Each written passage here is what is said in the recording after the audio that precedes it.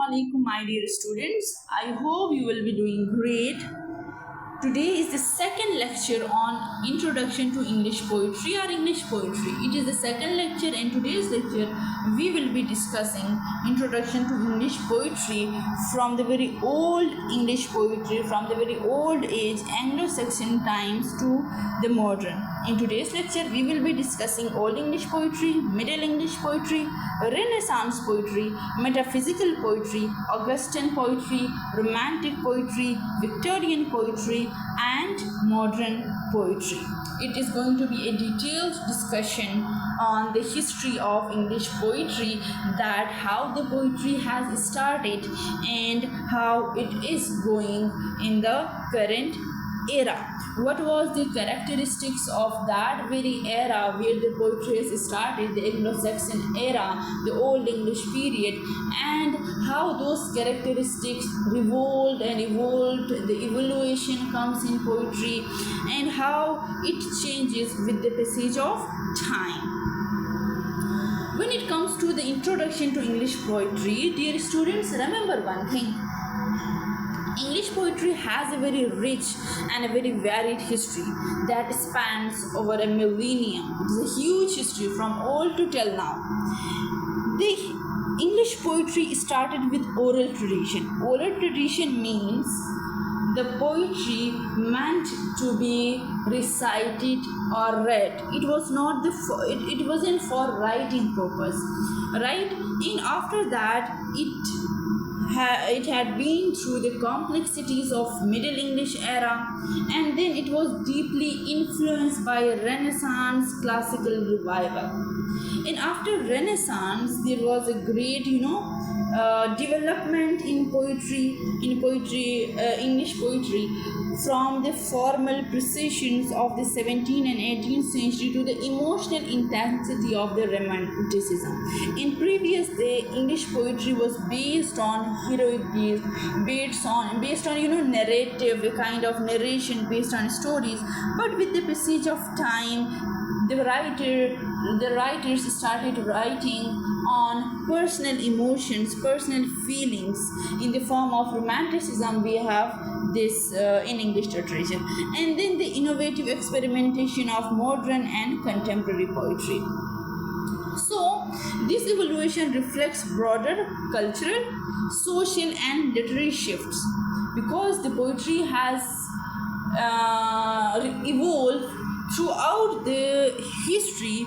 It was not just change in the writing form. The change occurred because of the cultural changes, the change occurred because of the social changes, and the change occurred because of the literary shift and because of the shift of interest, you can say, interest in writing. Okay, when it comes to Old English poetry, so basically the English poetry has started with Old English poetry. Old English poetry which flourished from 450 to 1150 AD. It represents the earliest form of English literature. Sorry for the pause.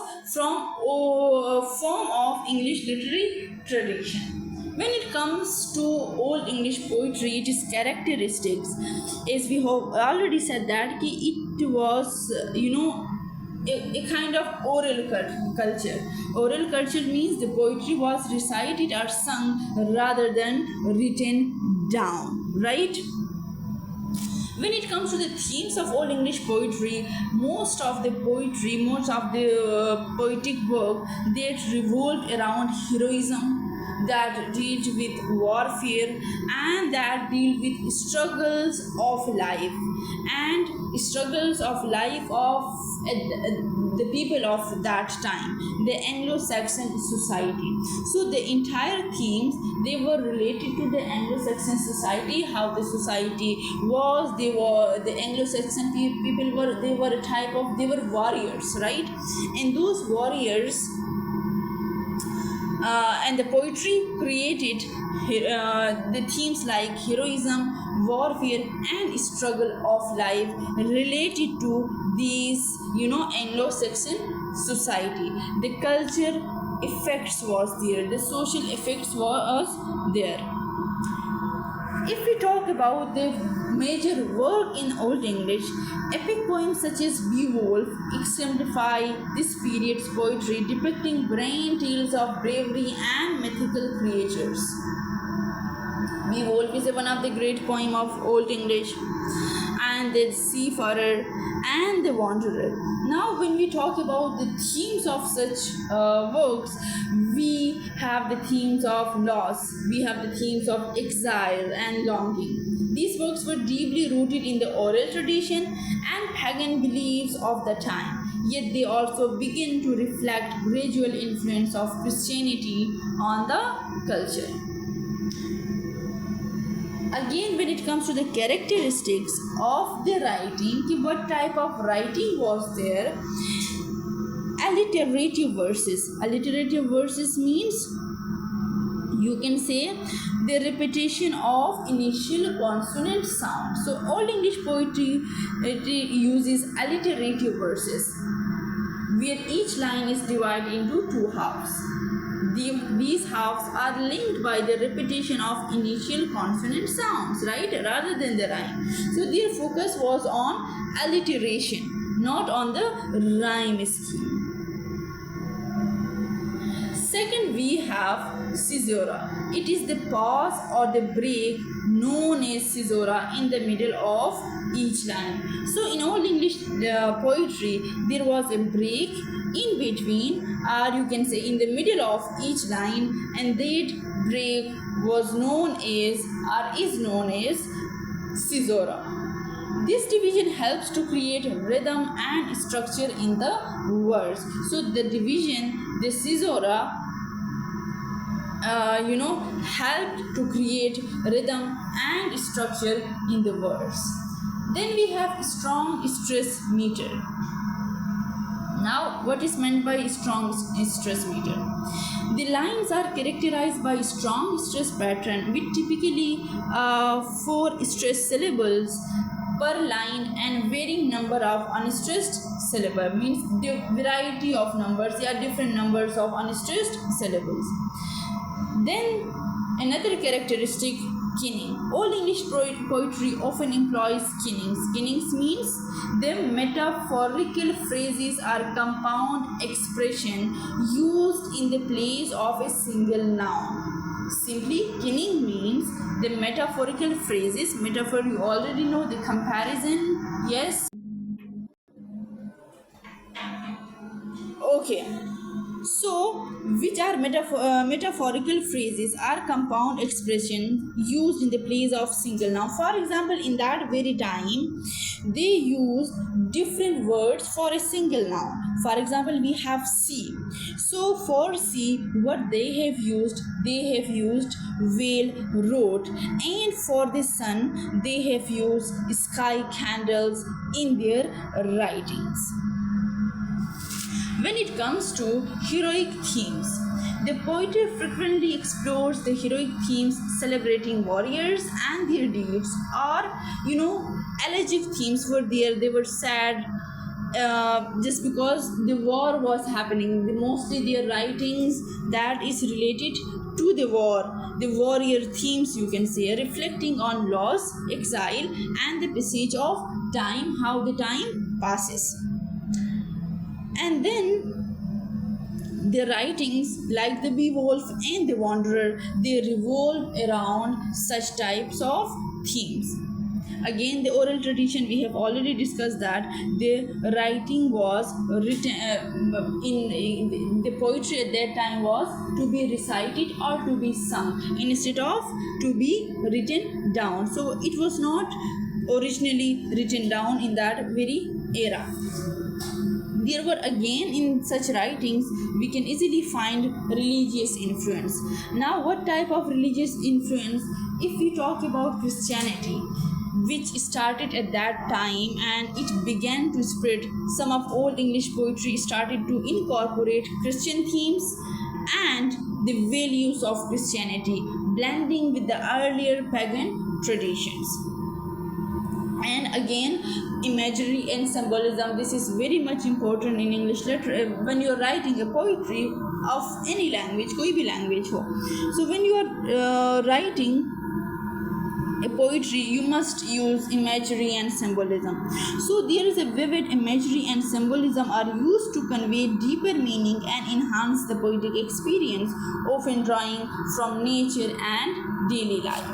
So this was all about Old English period, and these were the characteristics of those Old English poetry. Second, we have Middle English poetry. So when it comes to Middle English poetry, Middle English poetry spanning from around 1150 to 1500 AD marks a significant evolution in the English literary tradition. This period saw the transition from the Old English linguistic and poetic forms to a more recognizable form of modern English. Now, if we talk about the Old English writings, they were, you can say, it was not in a pure English, they were not in English. But when it comes to Middle English poetry, now the people have, more recognizable, means they at least know the language. We are talking about the English people, right? Those who speak English. So the poetry in Old English, they were written in Italian language, French, but in Middle English poetry, there was a transition from Old English linguistic to the modern one, which was more English. If you particularly talk about the great writers of this time, we have a very great name, Geoffrey Chaucer. So Chaucer was a very great poet, and he is also known as the father of English literature. So he has written many works, but the most important work of him is the Canterbury Tales. So Canterbury Tales is a collection of stories told by a diverse group of pilgrims. When it comes to the characterization, what type of characterization Geoffrey Chaucer had, like his work celebrated for its vivid characterization, social commentary, and the use of English language. So Chaucer used English language in his work, and he commented on the social problem. He talked about social issues through his writing, and he identified the social problems through his writing, particularly the Canterbury Tales. Second great writer, we have William Langland, and he is known for his work Piers Plowman. When it comes to his contribution to English poetry, he is he has written allegorical narrative poem that explores the spiritual and social changes of medieval life, and most of his poems are known for, you can say, complex symbolism and social criticism or social critique. So both the writers, William Langland or Chaucer, both talked about social talked about social problem, the problem of the society, and they have written in such a way that criticized the social problems of that time, and they had highlighted those problems through their writings. Okay, another great writer, that is John Gower. When we talk about John Gower, he is a contemporary and a very good friend of Geoffrey Chaucer, right? So he has written many works. The most notable works are Confessio Amantis, which was written in English, Vox Clementis, it was written in Latin, and Speculum Meditantis, it was written in French. So his writings we can have his writings in different languages, right? So when it comes to his contribution, so being a contemporary of Chaucer, he wrote in these three languages, which I already mentioned, English, Latin, and French. His most famous work, this Confessio Amantis, it is a collection of moral stories told by a lover to God of love, focusing on human weaknesses and virtues. Now see, in our previous lecture we had discussion on your type of poetry middle age gave or middle age provide. So we talked about long narrative poems, right? So most of the poems of this time, the middle age, especially the Geoffrey Chaucer's era, are narrative poems. Let's see the characteristics of middle English poetry. First, we have rhyme and meter. In Old English, we didn't have it, right? Middle English poetry commonly employs rhyme schemes and metrical patterns, moving away from the alliterative words of the Old English period. There was no such concept of rhyme schemes in Old English period, right, in those epic poems. But we do have rhyme and meter in the writings of Middle Age. Rhyme couplets and other rhyme schemes become prevalent. Then we have different stanza form, like poets of this period experimented with different stanza forms and structure, such as the rhyme royal. Rhyme royal is a 7-line stanza with a specific rhyme scheme, and this rhyme scheme was used by Geoffrey Chaucer. And we do have the influence of French and Latin on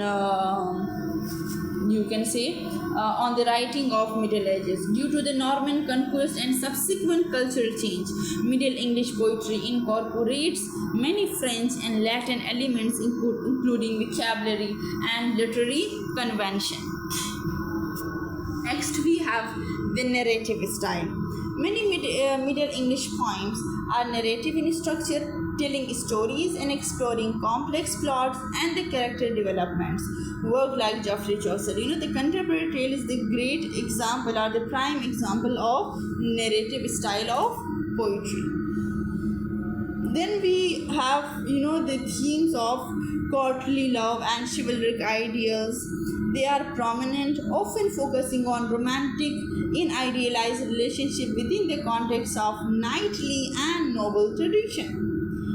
Then the allegorical storytelling becomes popular with poems often conveying moral or religious lessons through the symbolic narratives and characters. Remember the social criticism were there, right? So they criticize the society, they criticize the religion, or they gave moral lessons through their writing by using symbolism in their narrations or in their writings. So when it comes to the characterization and dialogue as a character of Middle English poetry, so the characterization, you can say there was a very depth of realism in those narration.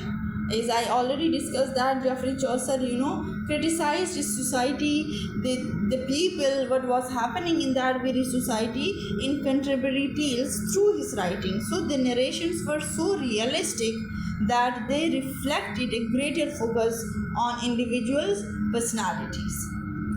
Then use of vernacular language. So it is again about the English language, right?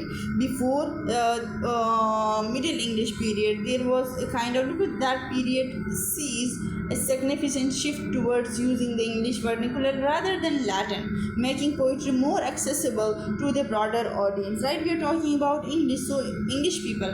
So English was the language which was understood by the people of that time. So before Middle Ages, people used to write in Old English, in Latin and French. But it was the first time in Middle English, the writers, they were writing in English, although the influence of Latin and French was there. Then many Middle English poems reflect religious and moral concerns, often exploring themes of virtues, piety, and the human condition from Christian perspective. Now, the third era is Renaissance poetry. Now, when we particularly talk about Renaissance, it started in Europe, right? Not in England, not in Britain. It started in Europe from 14th to 17th century, represent a period of revival in art, culture, and intellectual thought. So, Renaissance means rebirth.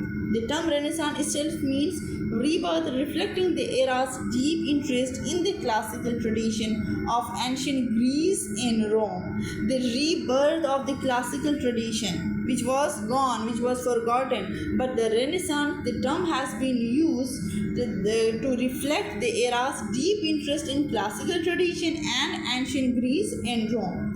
This period saw the emergence of new humanism. Humanism means individual importance, the feelings of individual, you can say that emphasize the dignity and potential of the individual, which significantly influenced the themes and forms of poetry.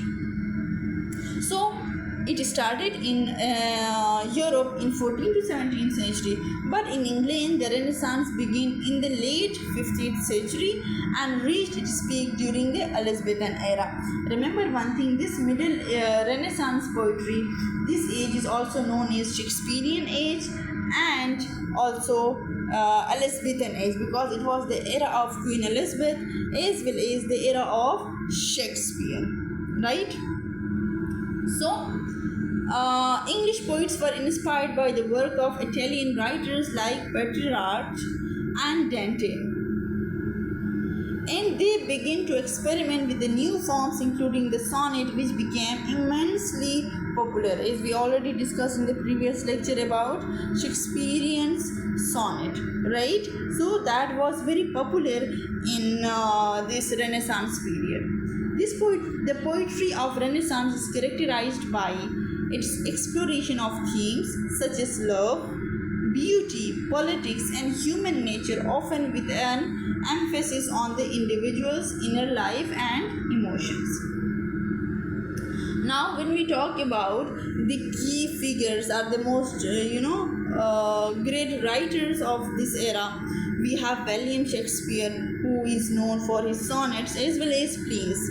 We have Edmund Spenser, a great fairy queen. He has written a very, epic poem, Fairy Queen. Then we have John Donne, who pioneered metaphysical poetry with its complex metaphors and intellectual depth. These poets and their contemporaries used the English language with a new level of artistry, contributing to the development of a rich and expressive literary tradition, and that continues to influence writers today. So now, what are the characteristics of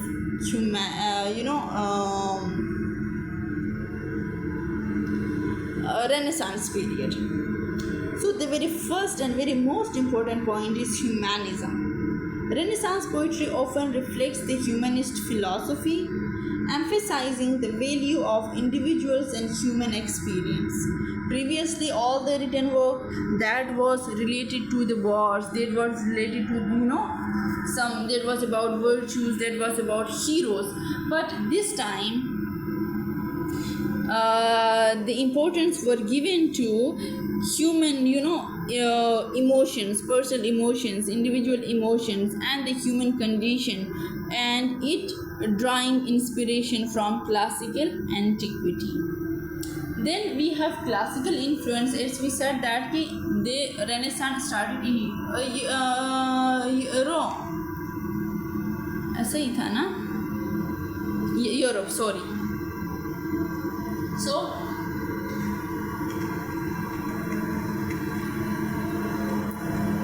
there was a classical influence. The revival of interest in Greek and Roman literature had a profound impact on Renaissance poetry. Poets imitated classical forms, themes, and style, often referring mythological figures and incorporating classical allusions. Then the use of sonnet is one of the characteristics of this age. The sonnet became one of the most popular poetic forms during the Renaissance, especially in England. Petrarchan, the Italian writer, he was, and Shakespearean, the English writer. Sonnets with their specific rhyme schemes and structure were used to explore themes of love, beauty, and time. Then there was, elaborated style and imagery.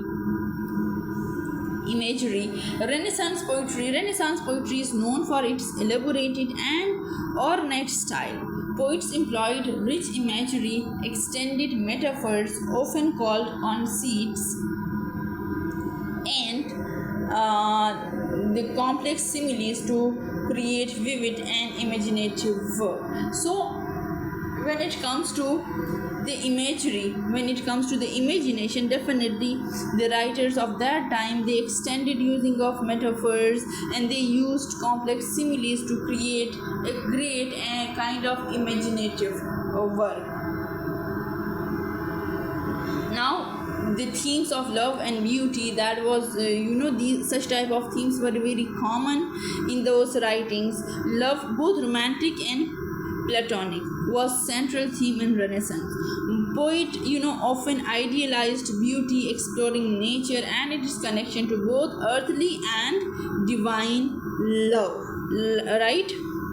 Then the writers explored nature and natural world. The Renaissance saw a kind of, they have showed a great interest in nature, which was often depicted as a reflection of the divine or a source of inspiration and solace. Poets wrote about the beauty of the natural world and its relationship to human life.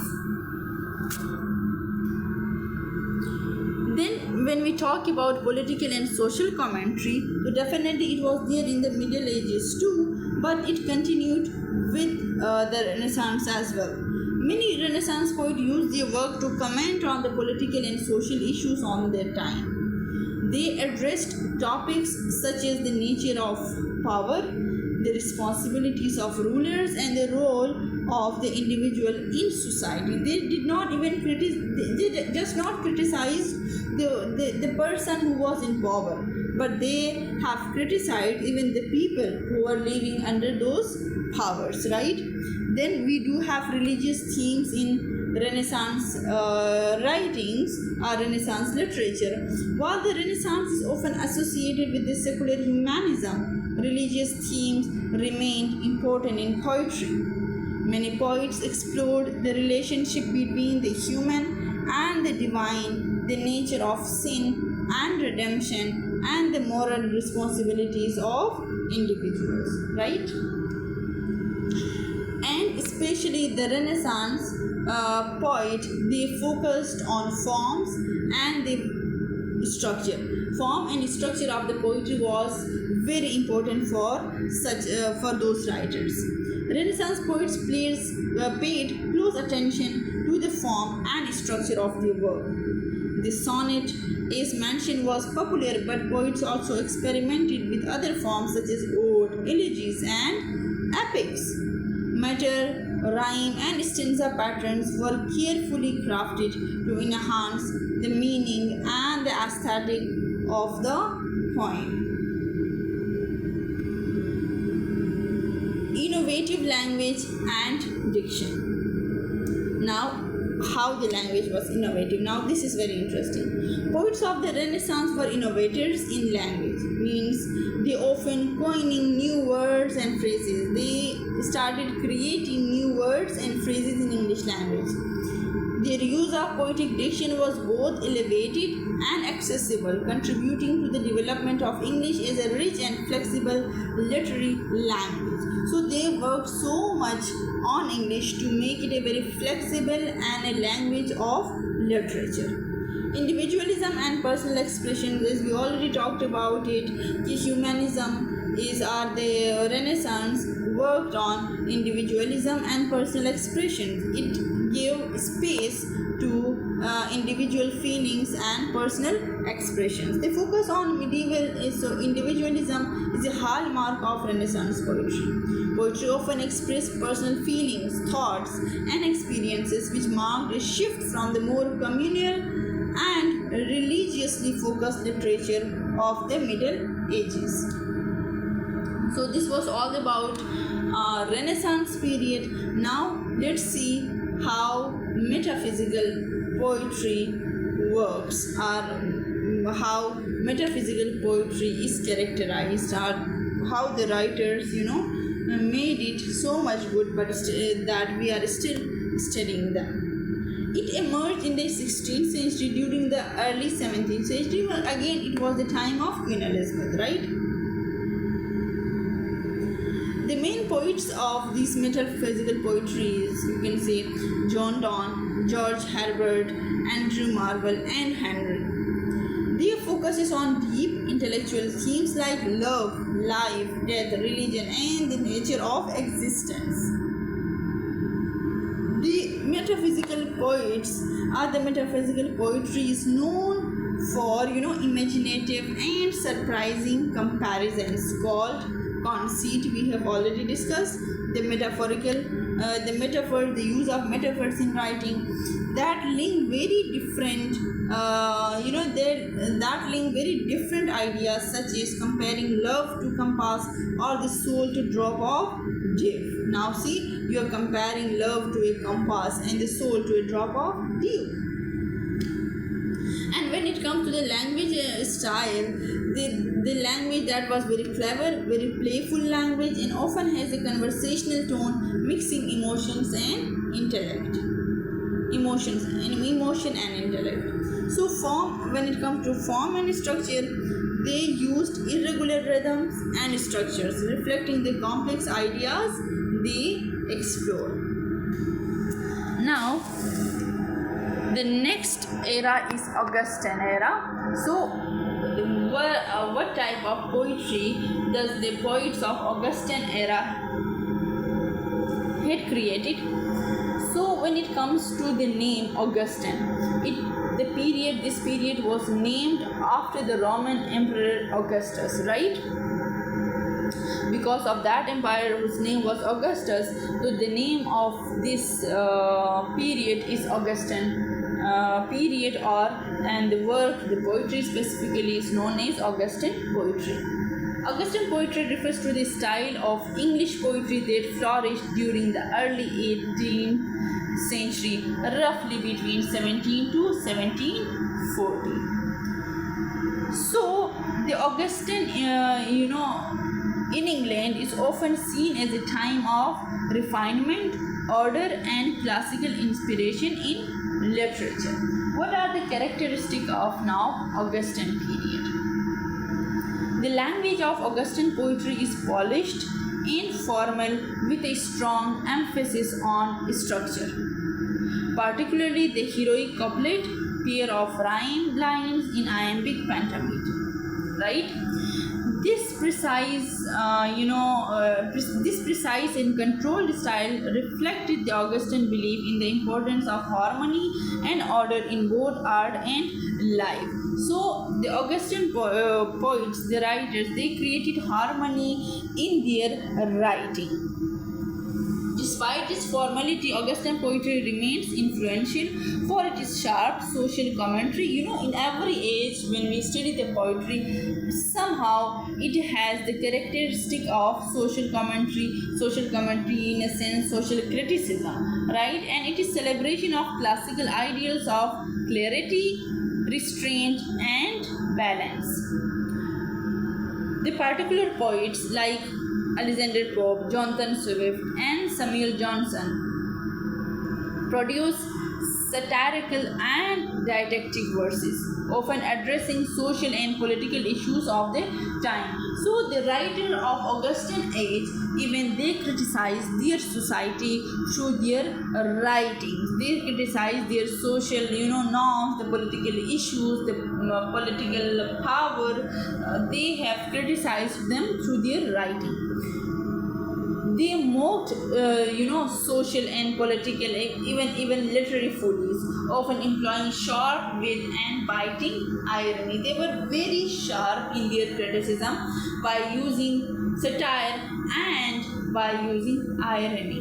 Through these terms, they have criticized their, society.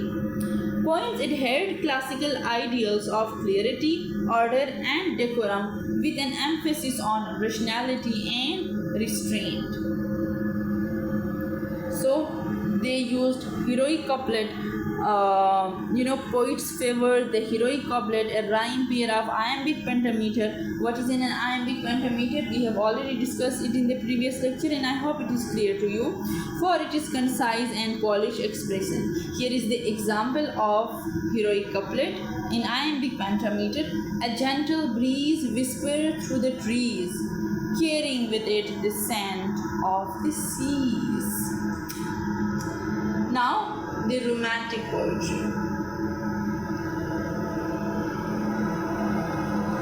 So, romantic poetry, which flourished during the late 18th and early 19th century, represent a major shift in literature, style and subject matter from the rationalism of the Enlightenment and the formalism of Augustan age. This period is marked by an emphasis on emotions, imagination, nature, and it is characterized by a deep appreciation for individual experiences and creativity. Now, see, this period is marked by an emphasis on emotions, means romanticism focused on emotion, it focused on imagination, it focused on nature, and it focused on individual experiences and creativity. So it was not entirely about what is fixed. It is about what can be, what is the personal feeling of a person, right? This was more into nature. If we look at the characteristics of romantic era, emotion and imagination is a basic and a very most, you can say, important characteristic. Romantic poets celebrated the power of personal emotions and imagination. They valued the exploration of feelings and the expression of inner experiences, often focusing on the personal and subjective perspective. The romantic poetry is more subjective. Remember that. When it comes to nature, the power of nature and the sublimity of nature, the nature is a sublime. Nature was central theme. What was the central? If you ever get any question, what were the central themes or theme of romantic writers? So it is always nature, right? Nature was a central theme, often depicted as a source of beauty, inspiration, and spiritual insight. The concept of the sublime, which involves feelings of awe and wonder in the face of nature, grandeur, is prominent in romantic poetry. We have already talked about individualism and self-expressions. The romantic writer emphasized the importance of individual voice and personal vision. What the person thinks, what he wants. It wasn't that what the society wants, right? They often wrote from a very first person perspective, exploring their own thoughts and experiences. Another characteristic is rebellion and change. The romantic poets were often influenced by the political and social upheavals of their time, such as the French Revolution and Industrial Revolution. They frequently challenged established norms and expressed revolutionary ideas. ये इनकलाबी लोग थे, you can say that. Interest in the supernatural literature or supernatural poetry you कह सकते हो. तो romantic poetry sometimes, most of the time you can say, they discussed or that is about the supernatural and you can say the mysterious type of writings. Just we have the writings of P.B. Shelley. The interest reflected a fascination with the unknown and desire to explore. Okay, now see, it was not something what you can see, what your naked eyes can see. It was beyond that. It was about your imagination. The romantic poetry is about your imagination, your personal feelings. It is more than ordinary, ordinary word which you can see from your naked eyes. If we talk about the historical and cultural nostalgia, there was a kind of, in the past, The people were interested in, medievalism and folklore. Romantic poets often drew historical and cultural references to contrast with the contemporary world.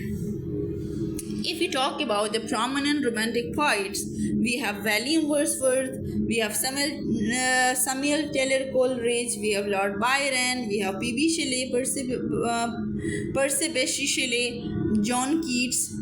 So these are the known writers of romantic era. Wordsworth, most of the time focused on the nature and celebrated everyday experience of ordinary people. His collection Lyrical Ballad, co-written with Coleridge, means Coleridge or Coleridge and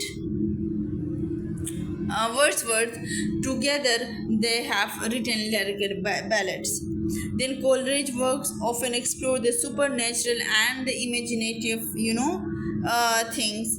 His notable poems include The Rime of Ancient Mariner and Kubla Khan, which showcase his fascination with the mystical, type of works or mystical type of themes.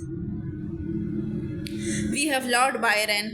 He is known for it is dramatic, narrative style. He is known for his dramatic narrative style and its exploration of complex character.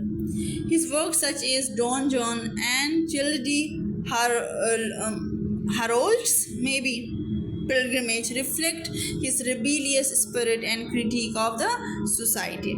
Then we have P.B. Shelley. His poetry is characterized by its idealistic and visionary qualities. Then when we talk about John Keats, Keats is celebrated for his rich sensual imagery and his exploration of beauty and morality. Most of the odes are written by John Keats. Now we have the Victorian poetry. After Romantic age, we have Victorian age, right? And this age is called Victorian age because Queen Victoria was ruling the country at that time.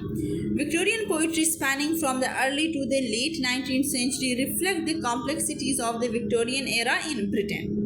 This period, named after Queen Victoria, is characterized by its response to the social, political and scientific change of the time, including the Industrial Revolution, the expansion of the British Empire and the advancement in science and technology. When we talk about the characteristics of Victorian poetry, they often engage with the contemporary social and political issues such as industrialization, classical struggle, and gender role. So mostly the writers have, they write on industrialization, the issues they face because of industrialization. There was a class struggle in that society, so they talked about the class struggle and the gender role. What is the gender, the role of the gender, male, female? Okay, their works reflect concern about the impact of these changes on society and the individual. So for them, might be industrialization is not good for the society, the class struggle is not that much, it is very biased, or the gender biasness was there.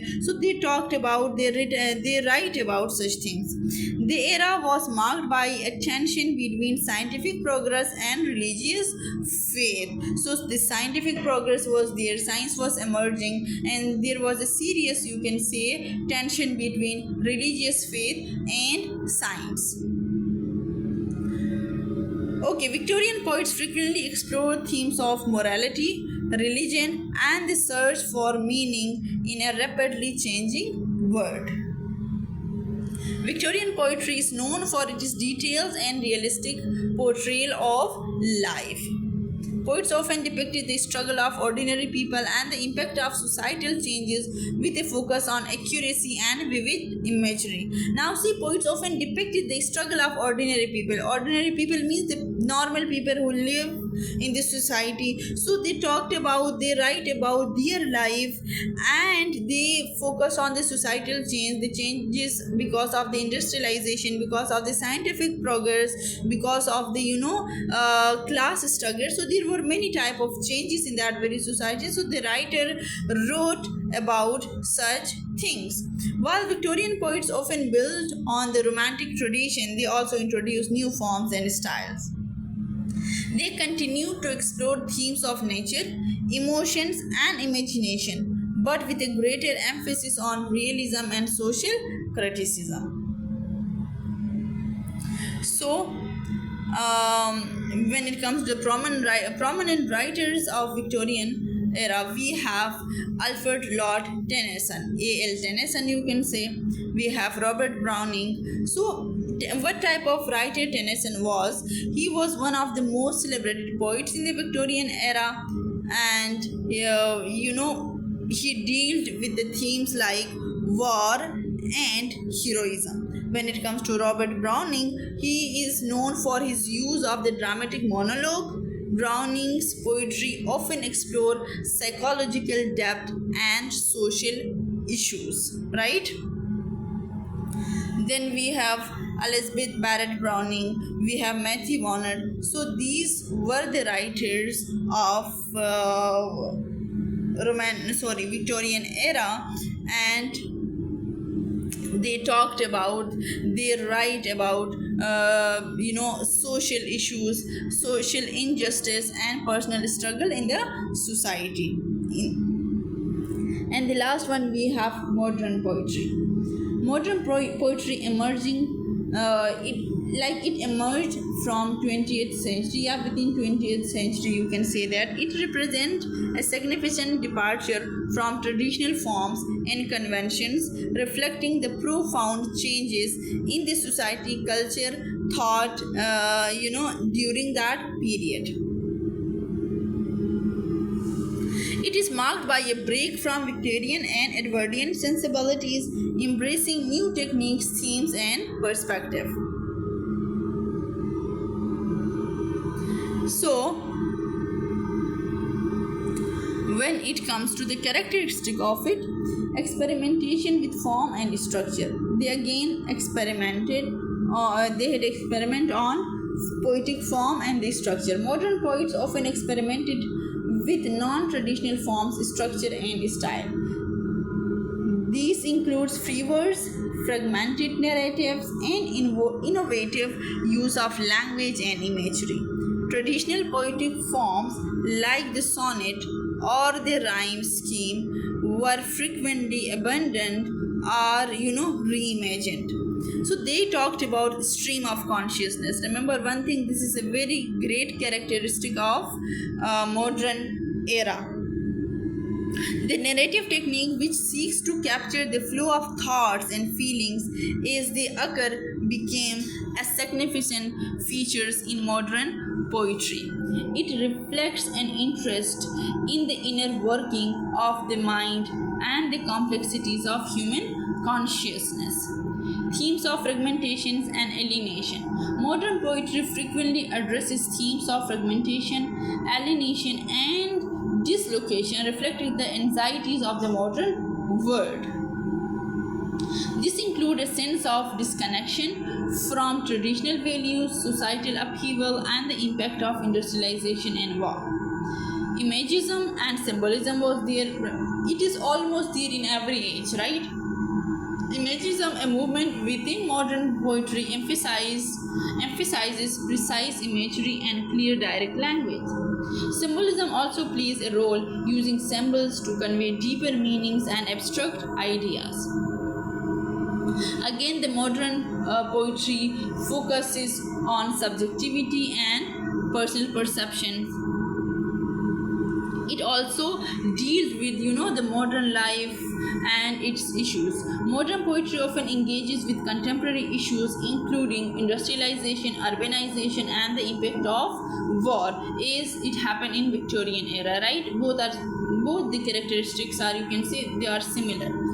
Poet addresses the complexities of modern life and its effect on individuals and society. When we talk about the prominent writers, writers of or the poets of modern era, we have T.S. Eliot, and T.S. Eliot, he talked about, or he explored the theme of despair, disillusionment, and fragmentation. We have Israel Pond, we have W.H. Auden. So these are the prominent writers of modern era. It's a kind of very long video, but I hope it is clear to you how the poetry changed from the start to modern era, how the poetry started and how it is going, and how many changes occurred during these different periods, and how the poetry, I would say, changed from oral tradition to writing, are written forms of writing, and from heroic themes to modern themes or personal feelings. So I hope the lecture is clear. Thank you so much for your attention, students. Allah Hafiz.